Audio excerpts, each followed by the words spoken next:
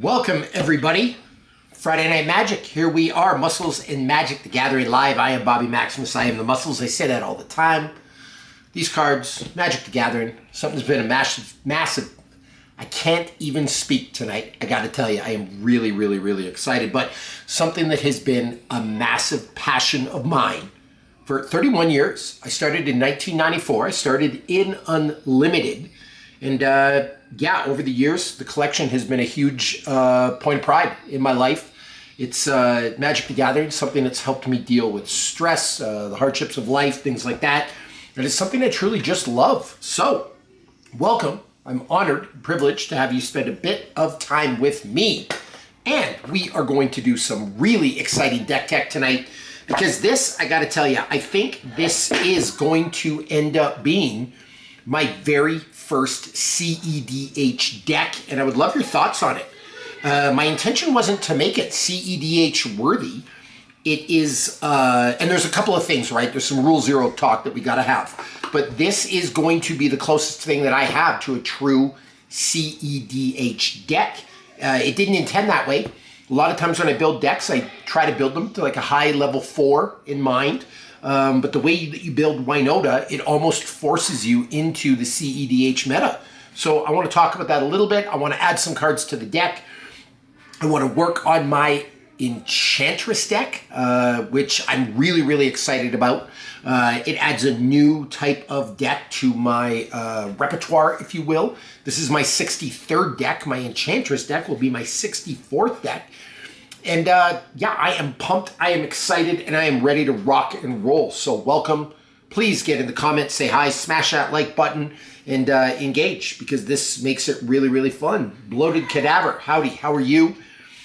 We're going to look at Winota, Joiner of Forces. So let's talk about this and how this is evolving into, I think what's going to be pretty close to a CEDH deck. The first thing I'm going to do is I'm going to bring my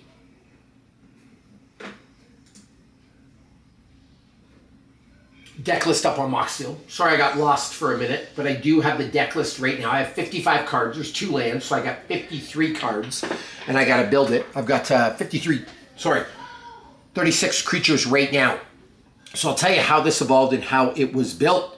So we have Bart Klauser, Winota, Joiner of Forces. And if you read the card, and this is something that I do a lot, I build the deck based on the commander. Whenever a non-human creature you control attacks, look at the top 6 cards of your library. You may put a human creature card from among them onto the battlefield tapped and attacking. It gains indestructible until the end of turn, and put the rest of the cards on the bottom of your library in a random order. So really, how I want to build this deck, and Bloated, that would be an incredible build. Severine Rain, you mentioned that last time. I need to build that one. I do have a Kalia the Vast deck, which I absolutely love. But the way I look at this is the way that you're going to want to build this deck, you're going to want to have a lot of non-humans. You're going to want to have a lot of humans. So you want to get a non-human out early. You want to attack with that non-human. You want to fish through the top cards of your deck, top 6 cards, and find a human to put onto the battlefield right away. So that right there tells me that this is probably going to be my highest creature deck. Like, you're going to want a ton of creatures. And because you're not going to be casting these creatures, it would be helpful to include some enchantment, some type stacks pieces to prevent your opponents from casting, all right? So that's going to be a big win, because we're just going to cheat people out. And it's honestly the nature of the deck. Like, you're going to have, I'm going to say for 100 cards, I like playing with more lands. Probably if this was going to be a true CEDH build, so that was kind of misleading that I said it was going to be a CEDH deck.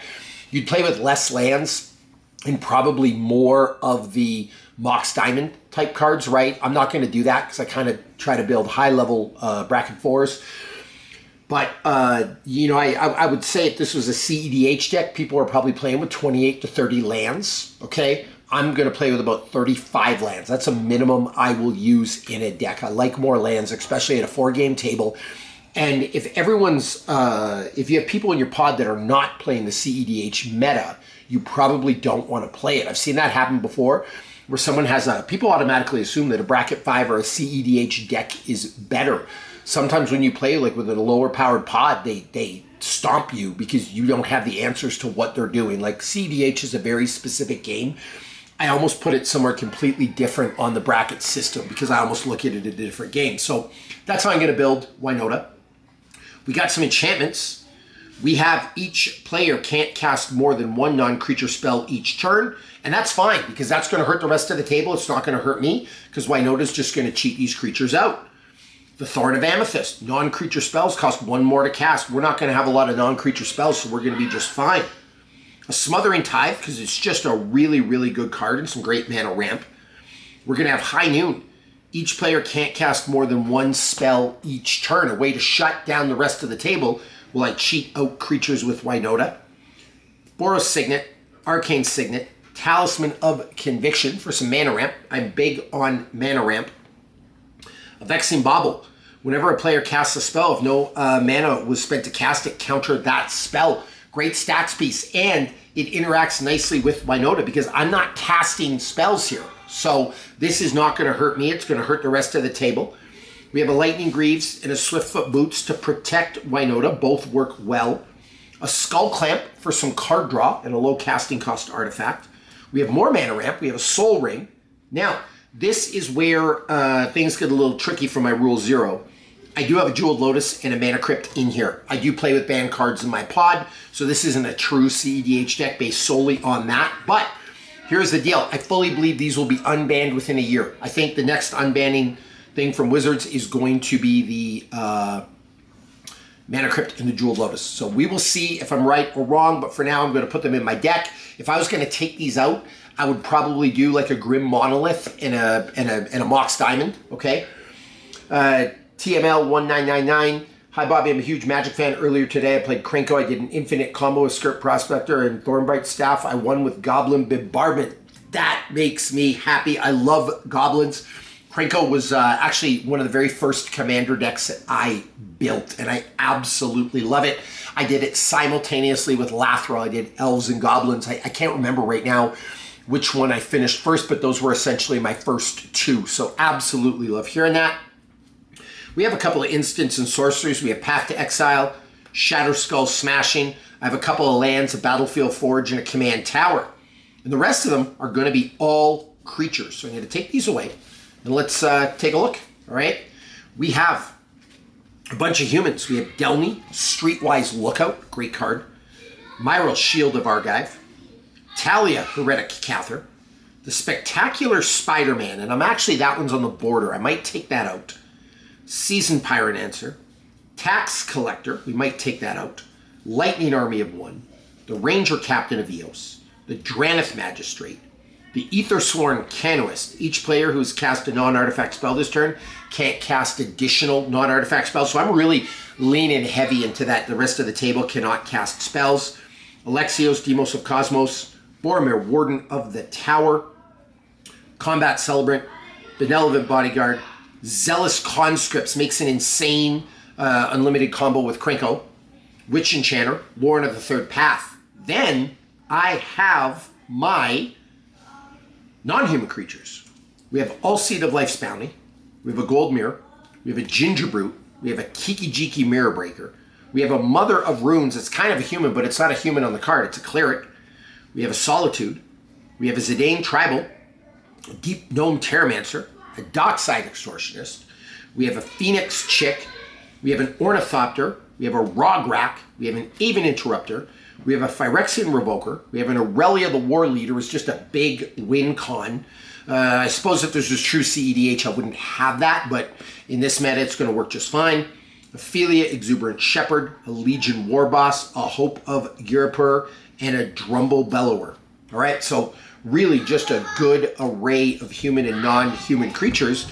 And what I want to do right now is I want to actually add some cards to this, and we'll see what the total mana value is. For a really competitive deck, if the mana value can stay in the 140s, yeah, it's going to be great. So we will see, and we can do a little bit of a countdown. The total mana value of this deck right now is 116, and away we go. So the first card I'm going to add is the Archon of Emeria. Flying, each player can't cast more than one spell each turn. That's going to hurt the table, not me. Again, how Winota works. So that is a great little pickup that I got here. And it is a non-human creature that can attack earlier than later. So Archon of Amiria. And what version of that? We are looking at Zendikar, right? So, yeah, here we go. So we will put that in the non-human pile. We have a Memnite for a 0. Great card. So we will click on that. Memnite. Beautiful. All right.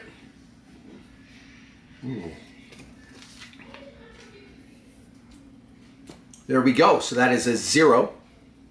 We have an Aven Mind Sensor, another non-human creature.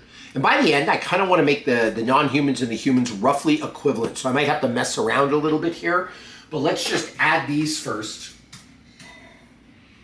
So let's add the Aven Mind Sensor. Okay. And that is going to be a Secret Lair foil version. Okay, awesome. All right. We have the Eidolon of Rhetoric. Great card. Another stacks type piece. All right, and that is going to be each player can't cast more than one spell each turn. All right. You got to put a Grand Abolisher. Here we go.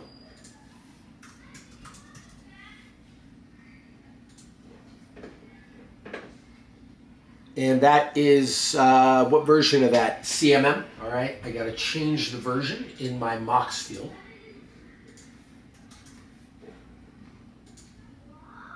We're at 58 total cards. We have 2 lands. So mana value is still only 127. We are crushing it. All right. What else do we want to add here? I think we want to add an Ornithopter of Paradise. Just because it's a 0. And here's the deal. You just got to attack. It doesn't even matter if you do any damage. That's why these 0 drops are great. You can get them out turn 1. They can attack turn... Or so you can get them out turn 1. They can attack turn 2. It acts as mana ramp. So a great card. You don't have to do damage. That's the beauty of Winota. That's why I want these 0 drops in here. All right? And it acts as mana ramp. So again, great, great card. All right, what else do I think we want? Oh, this is a big one, but it is a finisher, and it's Human Cleric, a Blade Historian. I don't like the casting cost of this, but it is going to act as a win condition. All right, so that's a great one. We're going to go Talia, Heretic Cather. Actually, I think I have one already. I do. We want to add, it's the other Talia I want to add.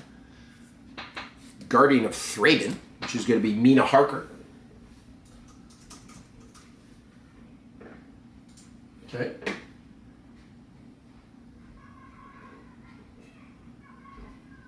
There we go. So now we have 63 cards. So that's 61. So I got to add about 4 more. And this is where it's going to get tricky. I actually think a Voice of Victory is going to go really well in here. Another human. Great stacks piece.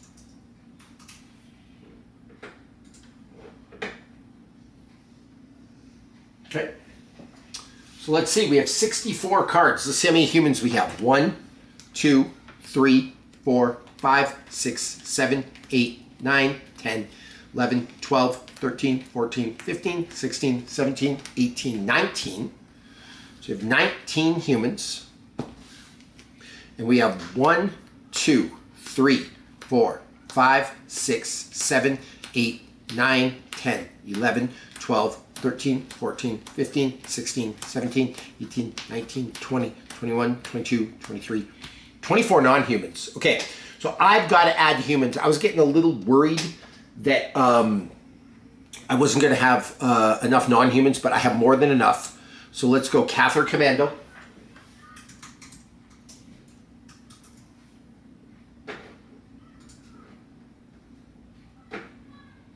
And we got a really cool version of this.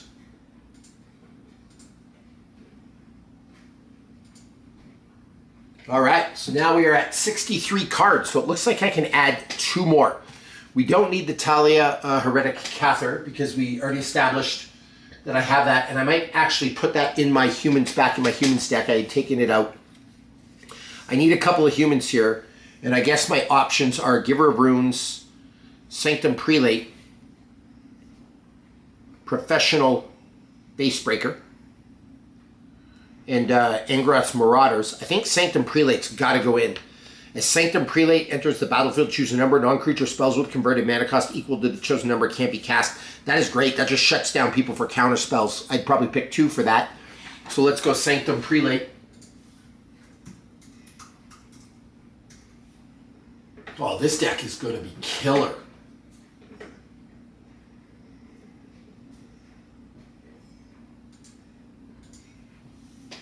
It's going to be a CN2.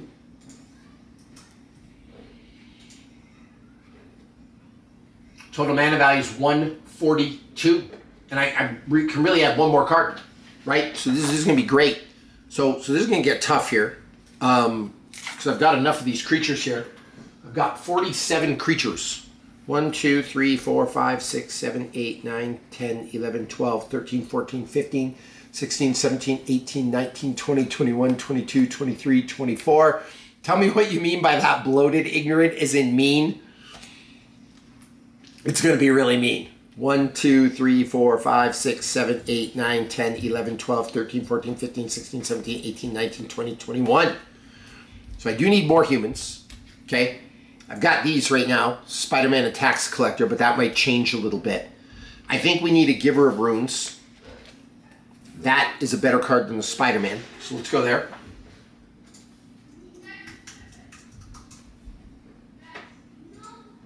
I'm going to switch to printing. It's going to be an MH1.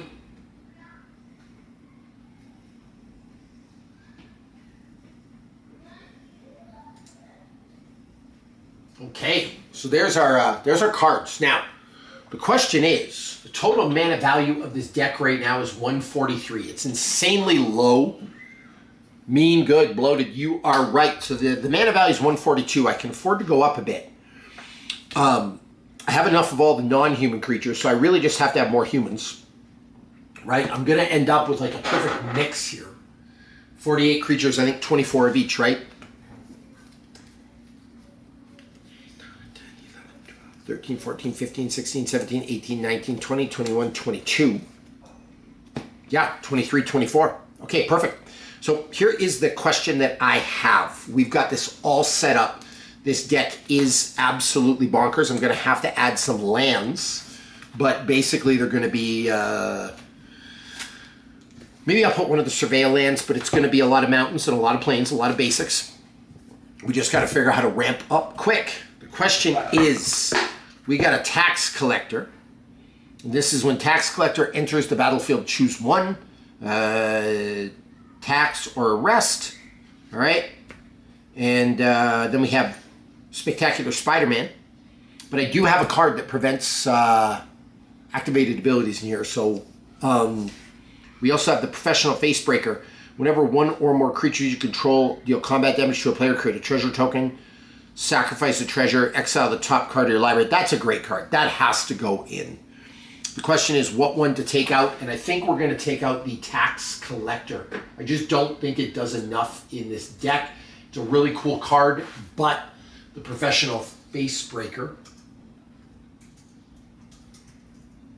is a better card. And this version is the MC3. Okay, so Tax Collector, you are done. Love you, but you are done. Would like to see that fit. So now here's the big choice, right?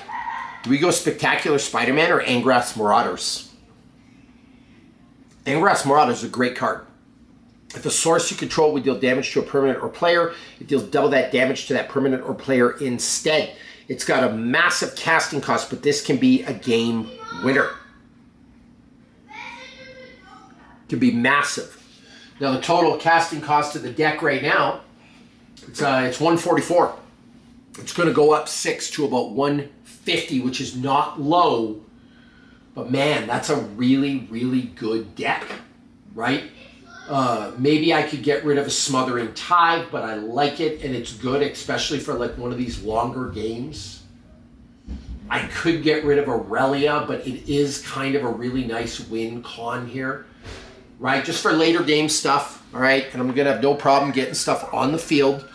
So I don't know if I can have Aurelia and Engrath's Marauders. Could I have both? Maybe. Bloated, I could pick Engrath, right? So we'll take out Spectacular Spider-Man. I like it, but that can go on my Humans deck.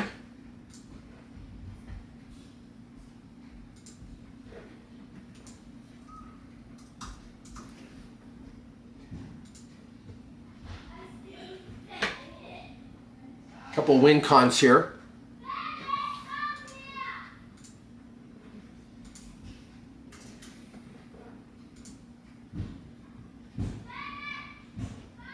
Okay, so the total mana value is only 149. It's still under 150.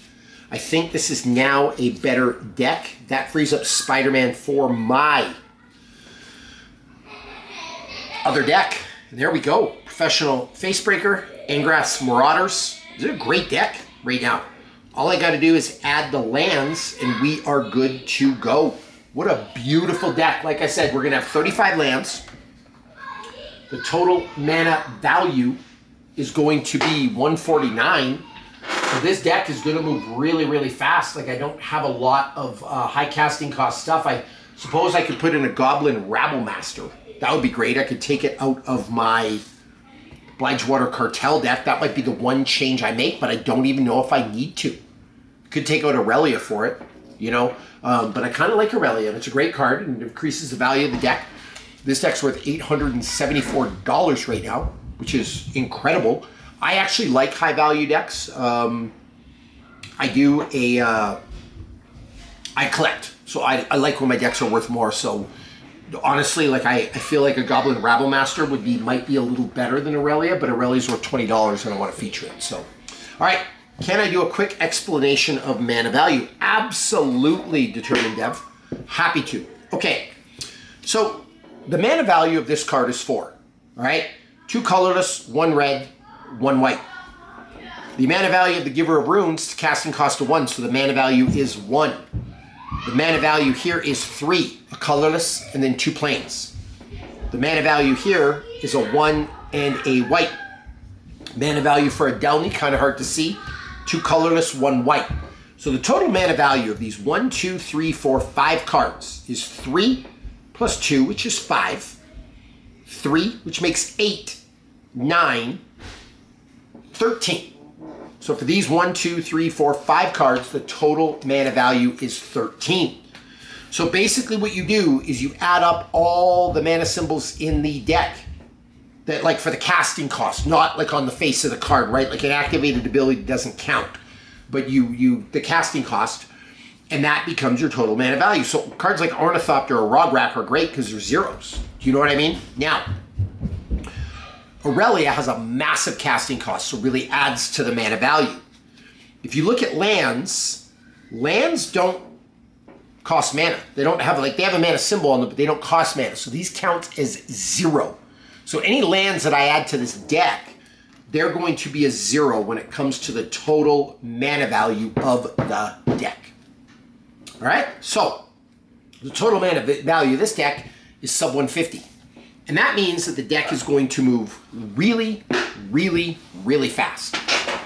All right, you start getting up like to 180, 190, it's not going to work well for you. All right, I'm going to put the Tax Collector away. Spectacular Spider-Man could probably go on my Humans deck. So the mana value, if it's low, the deck's going to move really, really fast. And here's where this is important for you, because a lot of people don't pay attention to mana value. If you were to look up like some really competitive CEDH decks, if you were to look up some really competitive high-level bracket 4s, they've all got a really low mana value, all right? Like I'm talking in the 140s. 149 for this deck is probably too slow for CEDH. I've done a lot of research on this and trying to like look at different decks. Like if I was really going to make this deck go, I'd probably take out the Aurelia and put in a 1-drop or a Mox Diamond, and now all of a sudden it's like 141, I think, or 142, and then it would move extremely fast. So that's mana value. Now, there are some decks you can't get that low, like a Dragon deck. It's really hard to get that anything under 180. An Eldrazi deck, you're looking at 250. There are exceptions to this rule. Now, generally, if you're playing a higher mana value deck, something like Dinos, Dragons, Eldrazi, you're going to want ways to cheat them out. So that's where you're going to cheat the curve a little bit, and you're going to have like a Quicksilver Amulet. The Quicksilver Amulet, you can basically, it costs 4 mana, and then you tap it, you put any card from your hand onto the battlefield. You're not using that in a card deck like Winota Joiner of Forces. You don't need it, because you're always going to be able to cast your stuff. But like in a Dragon deck, in an Eldrazi deck, a Quicksilver Amulet, a Monster Manual, Dragon's Arch, like super, super, super useful. So that's mana value. So most of my decks are under 200. A lot of the better ones are way under 200, like under 175, but even 170, like it moves pretty slow. What I tell people is if you can shave off 10 of your mana value and make the cards better, your deck's going to be way better. Now, you don't just want to shave mana value for the sake of shaving mana value. Like, you got to make sure they're good cards. And that's why there is one card I'm missing from this deck, gotta tell you, an Esper Sentinel. That's like the ultimate example of value for mana. It's a 1-drop, and it's just a table crusher. Do you know what I mean? Giver of Runes is a 1-drop. That's a great 1-drop card. It's why this card is like $14. Another one that's really great would be like Adrana's Magistrate. It's a 2-drop, and it crushes opponents, like super powerful. So a lot of times when you see these like super low casting cost cards that do these great things, they're worth a lot of money, right? The Witch Enchanter. The Witch Enchanter is a $6.99 card. If this was a 1-drop, I bet this card's like $30, right? Because if that mana value is super, super, super low, then A, Wizards is going to make it really rare, but B, it's just like, when you're trying to compete at like a really high level, every bit of mana helps. So like one of the ways I build my decks is like Grand Abolisher. We talk about power creep, right? If a card came out that did the exact same thing as Grand Abolisher but only cost 1, I'd switch it up to save 1 mana. Because if you could save 1 mana across 1, 2, 3, 4, 5, 6, 7 cards, now your mana value is down 7. Does that make sense? So James BMG, that's actually a really interesting question. Is mana curve not more important than total value? So it is really important, and I don't know which one is more important. You can figure out your mana curve by basically like sorting your deck like this. This costs 6, this costs 2, this costs 2, this costs 2, this costs 2, this costs 4, this costs 2, this costs 3, 4, 5, 1, 3, 3, 4, 2, 2, 3, 3, 3, 3, 4, 1, 3, 2, 3. So you could kind of go through like this, and you could figure out what all your cards cost according to curve, right? I feel like this is like really hard, and ideally you want this end of the curve a lot higher, a lot more cards. Like you want a lot more 1s than you do a 5. Do you know what I mean? Or a 6 or a 7. But that gets like really confusing to me to try and track that, to try and put them all in a pile, try to figure out your curve, like all that kind of stuff. So I like total mana value better because it simplifies the process. If you are going to have a bunch of 7 or 8 drops, you have to have a bunch of 1 drops to offset it, and that automatically like takes care of the curve. So you can almost be guaranteed, like if you have a total mana value of like 145 in your deck, your mana curve is probably really, really healthy. If you have 300, it's probably not that healthy, and you're looking to cheat stuff out. So that's why I like total mana value, if that makes sense. But curve is important. But if you just go mana value, you will find more often than not, James, your curve, it's going to correct itself. So hopefully that makes sense to you. So that's why I go for total mana value. And that's what I look at in my deck. So what I'm always on the lookout for is I want a better version of this card that costs less. So that's why I love these 1-drops. And that's why they're so expensive, right? And that's why an Esper Sentinel would kill in this deck. Now, there's also a thing called fake mana value. And I didn't mention that, but it's probably a good thing to talk about with deck tech, right? Like high level stuff. People don't think like this, but Solitude, fake mana value, right? So this costs 5, but it doesn't, because when it enters the battlefield, exile up to one other target, evoke, exile a white card from your hand, and you can basically cast this for free.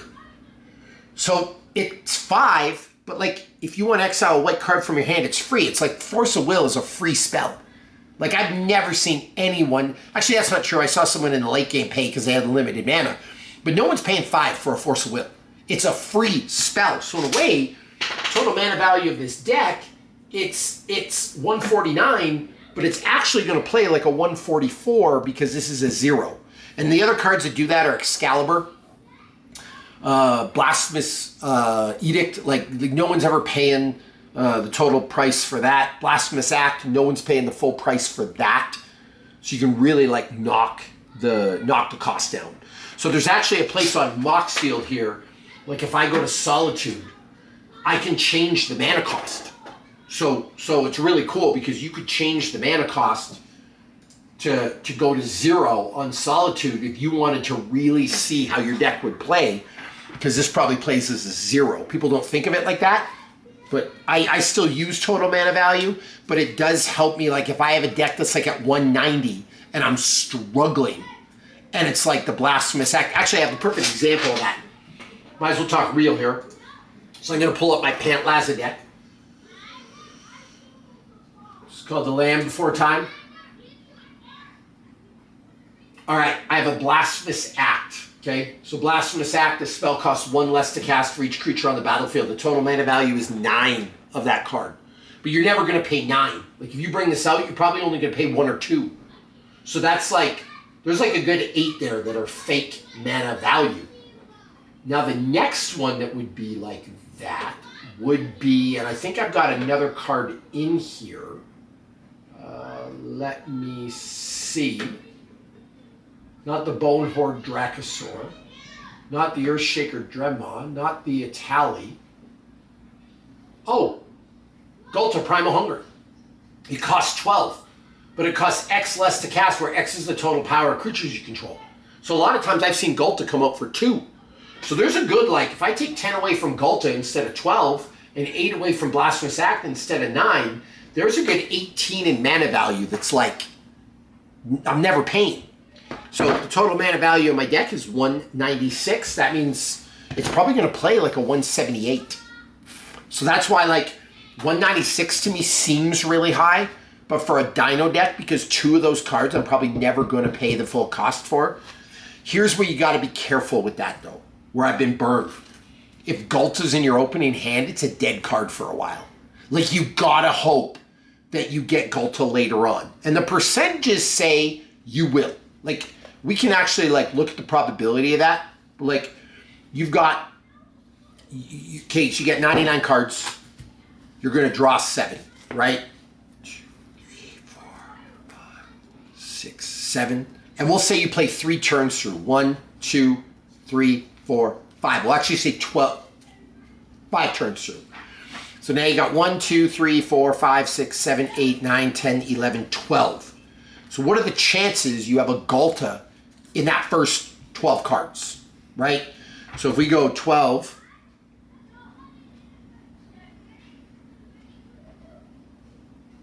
divided by 99, it's a 12% chance. Like you're probably not getting a Gulta.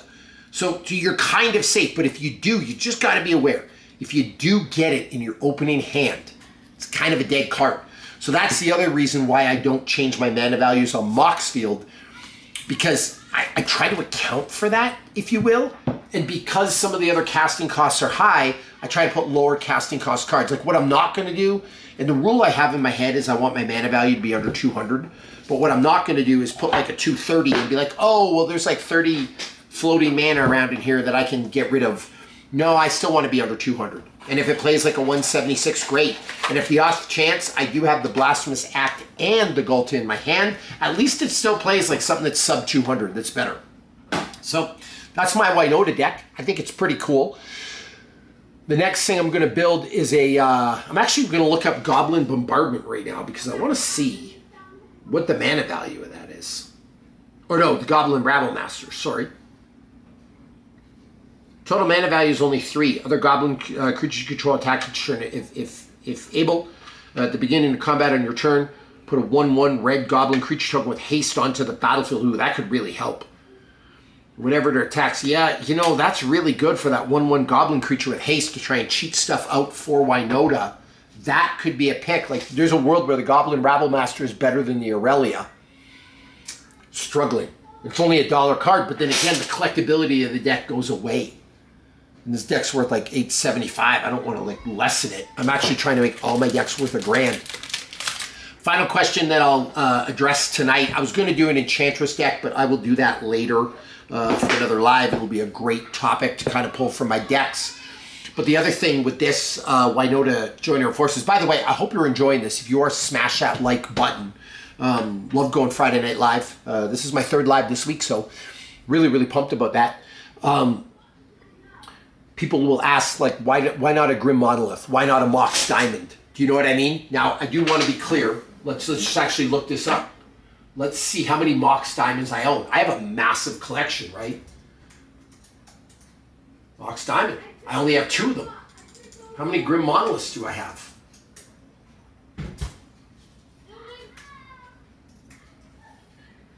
Three of them. They're in use in other decks. How many Taigas do I have? 5 of them. How many Plateaus? Because I could use a Plateau in this deck, right? People are like, are you going to put a dual land in? Well, I only have 5 Plateaus. And they're in use in other decks. One of the things you'll see with me is I only play with real cards. I don't use proxies. I don't use graphics on the screen. I don't have a problem if other people play with proxies, but because it's my collection, I don't want to. So, yeah, I mean, the next question is like, why wouldn't you have a Mox Diamond? Because I got to rob it from another deck, and I'm not willing to do that. Why wouldn't I have a Lion's Eye Diamond and a Grim Monolith and a Lotus Petal and a Mox Amber and really like sink this into the 130s? And if I was truly going to play CEDH, if I went in a CEDH tournament, this is the deck I would bring. And I would probably cut my couple of higher casting cost things, right? I would probably cut Aurelia, because really what you're trying to do on CEDH is you're trying to win right away. And I want to be able to, like, that Goblin Rabble Master, get that out turn 1.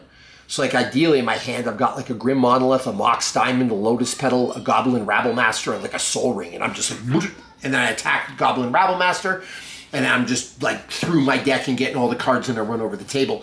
That's kind of like how you'd want to play. So there is a world where this isn't really CDH because I just don't have the cards. I do. I just have to pull them from other decks. So that's why I'm happy this being a high level 4. And it's going to work just fine. So if you ever wonder why Bobby Maximus does not have certain cards in his deck, that is why right there. Because they're in use in other decks. Now, there are other cards I'm really fortunate to have a lot of. Like, here we go. Here's actually a perfect example.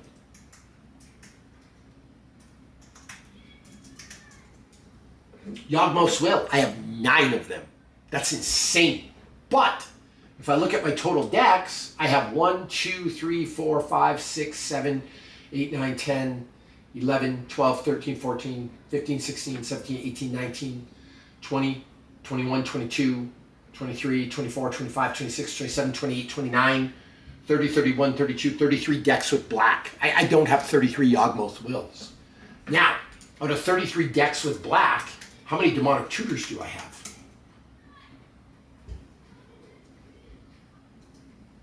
24. So, like, in almost every black deck, I have a Demonic Tutor. I'm just lucky to have 24 of them. But I actually need, like, 9 more, because that would go in every black deck ever. So it's like, that's why if you ever see me, like, with tutors, I prefer to use the Holy Trinity of tutors. I can't even think anymore. Demonic Tutor, Vampiric Tutor, Imperial Seal. I'll try to have, like, those, because those are the better tutors, like the grade A tutors. But if I don't have those, I'll use a Diabolic Intent, a Grim Tutor, maybe an Insatiable Avarice is one I love. Maybe the Diabolic Tutor, which is fine. It's like it's a Demonic Tutor, but it costs 4 instead of 2. So in the late game, it's awesome. Maybe a Profane Tutor, like just stuff like that, and that's where you would rely on those. So that's that. Listen, thank you for coming to the show. Genuinely appreciate it. Friday Night Magic. Smash that like button. Subscribe. support the channel. My goal is to make this the realest and most positive Magic the Gathering channel on the planet. Really, really important to me, and I love interacting with people like you on a Friday night. So thank you for coming by. I have some kids that I need to put to bed, wife that I want to hang out with, and yeah, it's going to be a great night. So thank you very much, and I will see you the next episode. I'm going to try to do this again Monday, so hopefully I will see you there. Book it on your calendar. Oh, and go watch a lot of my videos. I'm going to record Winota tomorrow. I'll add a bunch of lands to it and get that done. Watch for that coming soon. Watch for a big release on Sunday. Actually, spoiler alert, it will probably be let me see. Ooh, I might have to put up Pantlaza. That would be pretty cool, right? Or maybe Sephiroth. It's going to be Sephiroth or Pantlaza. That will be the deck I put up.